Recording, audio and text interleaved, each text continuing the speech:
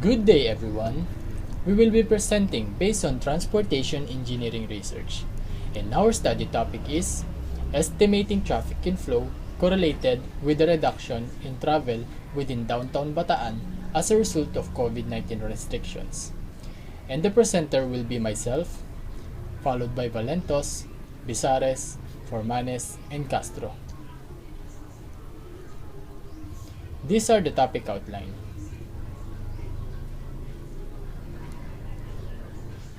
Let's proceed.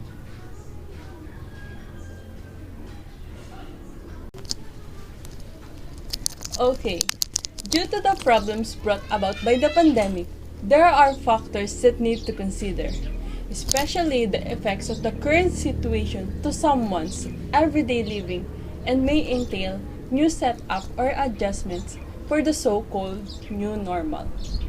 With over 800,000 population projection, based on general information of Bataan, and unceasing number of vehicles may lead to traffic hike. Traffic in Bataan became more serious due to the local government's implementation of travel restrictions correlated to COVID-19 pandemic. The number of active cases in Bataan every end of the month is shown in the figure.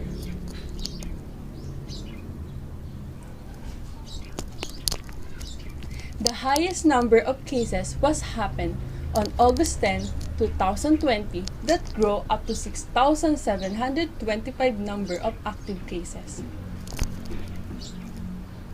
This study will be discussed further later in related literature to know the impact or the effects of lockdown in our transportation system, together with the connection of COVID-19 cases in the province.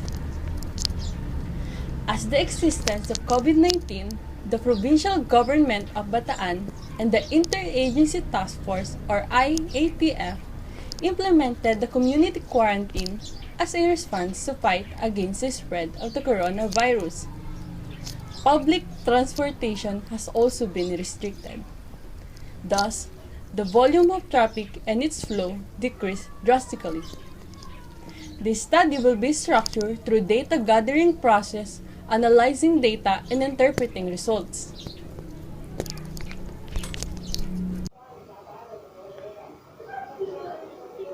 So let's talk about the statement of the problem. It's about facing restrictions imposed by the coronavirus disease 2019 or COVID-19 in our country. The Department of Transportation, DOTR, through the local government of Bataan, has activated a huge change to address the need for the occurrence of the transportation system. Travel restriction executed in response to the pandemic lead to higher data based on the provincial statistics. And recently, the province of Bataan together with its local interagency task force has taken another step in the effort of fighting the growing COVID-19 cases in the province as the Memorandum of Understanding between the provincial government and an innovative solution company to use QR code as quarantine pass was signed on August 19, 2020. On this note, gauging the relationship of the province travel data on traffic congestion and the impact of the pandemic in the transportation system may lead to a more comprehensive study and highlighted concern. So, what's the objective of this study? The general objective of our study is to pinpoint the effect of COVID-19 travel restriction in transportation system which may be useful on lessening the volume of movement on the road, reducing air pollutants, noise reduction, and travel time reduction. The data that gathered may help the other provinces to provide solution in their traffic congestion as well as the whole country. Now, what I'm about to discuss to you is our significance of the study. So who will be able to benefit our study? So first are the commuters. Due to the expanding hazard brought by the impact of COVID-19, this proposition tends to inform the operation of transportation. Second are the local governments. This study will give the local governments imperative information and preliminary data which will serve as their basis on how transportation such as freight, public transportation, etc. will be operated in this pandemic. Third are the riders. To inform them on what will be the process when traveling or transporting, whether they are using personal vehicles or public vehicles, to ensure the safety when they travel. And lastly are the future researchers. The produced data of this paper will help the upcoming researchers to use this current data for the future study to make some preparation in case we encounter another period of this pandemic. So now, let's move on to the next reporter. Now, we will discuss the conceptual framework.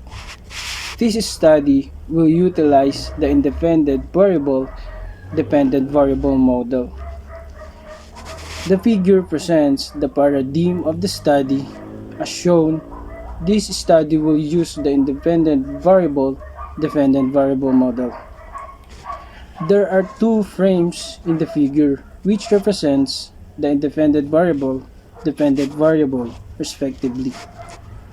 The independent variable frame presents the challenges and barriers to transportation in terms of the traffic inflow, types of travel, travel restrictions, road travel externalities, and border control issues. On the other hand, the dependent variable frame shows the planning and/or implementation to ease traffic inflow and congestion in the province of Bataan. The study postulates that the variables included in the independent variable frame are related with the variables in the dependent variable frame.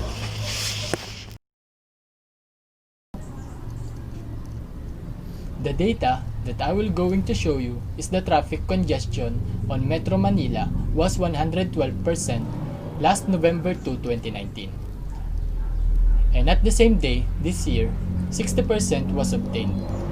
The probably average of traffic congestion for this year will be decreased almost half of the highest average of daily congestion last year with 107% on August 16, 2019. So these are the types of travel in Bataan located at Balanga City that includes the following: tricycle, jeepney, buses, and car. Increasing number of vehicles, people spend so much time in the road because of the traffic. During the first month of lockdown, public transport was limited. The commuters from other provinces returning to Bataan waited 4 hours to get a ride despite of the government's deployment of buses. There are no traffic jams, but there are many commuters hugely affected of the travel restrictions. Travel limitations produce a moderate effect that can reduce the disease transmissibility, indicating that travel ban was considerable effective in international case and limits up to 90% of traffic if only they will cooperate with the public health interventions. There are some who already been exposed to COVID-19 without being detected, that traveling internationally. Therefore, those areas will have an inadequate numbers of containment schemes, and turned out that the number of international case that came from China grow after 2 to 3 weeks, and that were immediately start a public health response from the national and international agencies. In this figure, before and after travel ban in Wuhan, the case importation states that if flows are proportional to relative probability that a single imported case will travel from a given origin to a specific destinations. Quarantine requirements highly recommended to travelers and reminded to follow the Centers of Disease Control and Preventions or CDC. Travel guidance as well as a local state advisories regarding COVID-19, and lastly, traffic externalities is one of the big challenges in our country will be to mitigate and the negative effects of transport, air pollution, and noise, while ensuring positive aspects of mobility. Again, we are five of a kind. Thank you for listening.